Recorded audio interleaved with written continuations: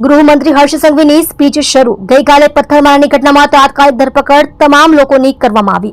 રાત્રિ દરમિયાન કોમ્બિંગ કરવામાં આવ્યું। ટેરેસ બારીમાંથી પથ્થરમારો કરવામાં આવ્યો। અનેક લોકો ઘરની બહાર દરવાજામાં લોક લગાવી છુપાયા હતા। કોઈ અભરાઈ પર અથવા પડદા પાછળ છુપાયા હતા। ડ્રોન અને સીસીટીવીની મદદથી ઓળખ કરાઈ। કોઈ પણ બેગુનાહ વ્યક્તિને સજા ન થવી જોઈએ એ ધ્યાન રાખવા સૂચન કરાઈ। તમામ લોકોને વિશ્વાસ અપાવ્યો કે આપણું ગુજરાત રાજ્યમાં પથ્થરમારો કરનાર કોઈ પણ વ્યક્તિ હોય તે કાનૂન સાથે સમાજનો પણ ગુનેગાર છે। આરોપીઓને આજે કોર્ટમાં હાજર કરવામાં આવશે। કોઈ પણ શાંતિ ડહોળાવવાનો પ્રયાસ કરનારને સાખી નહીં લેવાય। જે લોકો બાકી છે તેમને પણ પકડવામાં આવશે।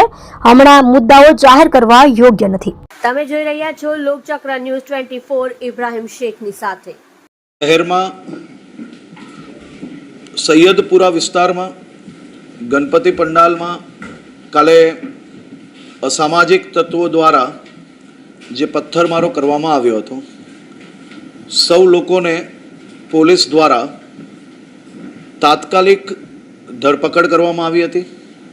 આખી રાત દરમિયાન વિસ્તારની અંદર કોમ્બિંગ કરીને જે લોકો દ્વારા પોતાના ઘરોની બાલ્કની, ટેરેસ પરથી અને અલગ અલગ જગ્યા પરથી જે પથ્થરમારો કરવામાં આવ્યો હતો તે સૌ લોકોને ડ્રોન, સીસીટીવી અને અન્ય વિડીયોના વિઝ્યુઅલ્સના માધ્યમથી ધરપકડ કરવામાં આવી છે। ખાસ કરીને આખી રાત સુરત પોલીસની બધી જ ટીમો દ્વારા ખૂબ મહેનત કરીને આ તમામ લોકોને પકડવામાં આવ્યા છે। અનેક લોકો પોતાના ઘરની બહાર દરવાજામાં લોક લગાડીને અંદર છુપાયેલા હતા। કોઈક પડદાની પાછળ તો કોઈક ઉપર અભરાઈ પર બી છુપાયેલું પોલીસે પકડ્યું છે।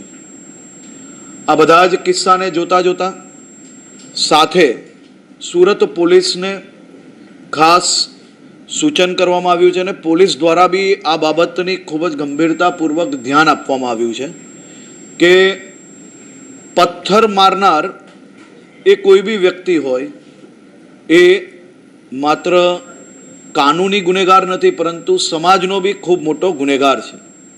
પરંતુ એની સાથે સાથે પોલીસ કમિશનર શ્રી દ્વારા એમની આખી ટીમને પહેલાં જ ખાસ સૂચના આપવામાં આવી હતી અને આજે ફરી સૂચના આપવામાં આવી કે કોઈ બી વ્યક્તિ ભૂલથી બી એક બી બેગુનાહ વ્યક્તિ આમાં ફસાવો ના જોઈએ। સુરત શહેર પોલીસ ટીમ દ્વારા એ બાબતની બી ગંભીરતાપૂર્વક ધ્યાન રાખવામાં આવ્યું છે।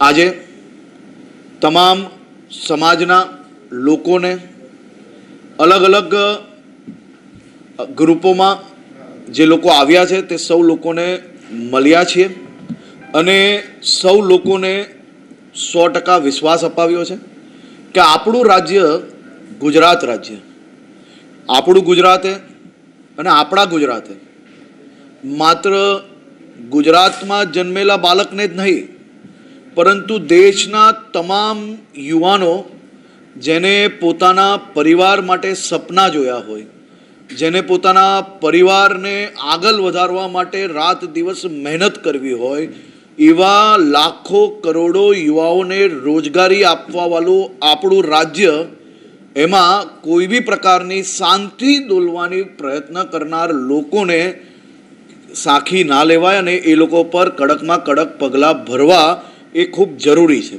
અને એ જ કાર્ય સુરત પોલીસ દ્વારા કરવામાં આવે છે। ગણપતિજીની પૂજા અર્ચના કરવું એ આપણા બધાનો હક છે। આપણા સૌની જીવાદોરી, આપણા સૌનું આસ્થાનું કેન્દ્ર એ ગણપતિજીની સ્થાપના 10 દિવસ માટે થતી હોય છે, પરંતુ મહિનાઓ પહેલાંથી અલગ અલગ મંડળો ગણપતિજીના આગમન માટે તૈયારીઓ કરતા હોય છે। લોકો પરિવારજનો જોડે જ્યારે ગણપતિજીના વિસર્જન થાય ને તો આંખોમાંથી આંસુ હોતા હોય છે।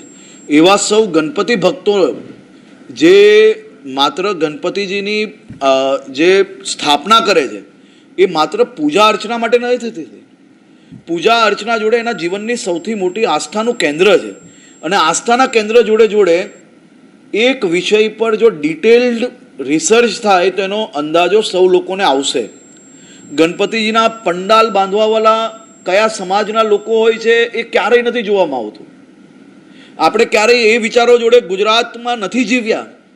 આપણે સૌ લોકોએ રાત દિવસ મહેનત કરી છે, કાલી મજૂરી કરી છે, ત્યારે આપણું ગુજરાત આજે દેશનું પ્રથમ રાજ્ય બન્યું છે. આ ગણપતિજીના 10 દિવસમાં સુરત શહેરના એક બી મંડપવાલા પાસે બાંબુય નહીં મળશે, ટેબલે નહીં મળે. એટલી મોટી રોજગારી ગણપતિજીની સ્થાપના દરમિયાન લોકોને થાય છે. માત્ર મંડપવાલા એટલું જ નહીં, બેન્ડ બાજાવાળા હોય, ઢોલ નગારાવાળા હોય, ડીજેવાળા હોય, કે પછી પૂજા અર્ચના કરનાર પૂજારીજી હોય, કે પછી કેટરિંગનો નાનો મોટો વેપાર કરતા લોકો હોય, કે લારી કે પછી રેસ્ટોરન્ટ ચલાવતા હોય, આ તમામ લોકોના વેપારમાં ખૂબ જ મોટી આ સમય દરમિયાન બઢોતરી થતી હોય છે. અને ખાસ કરીને આપણે સૌ લોકો સાથે મળીને આગળ વધ્યા છે. મારી સૌ સમાજને અપીલ છે કે પથ્થર મારનાર કોઈ બી વ્યક્તિ હોય,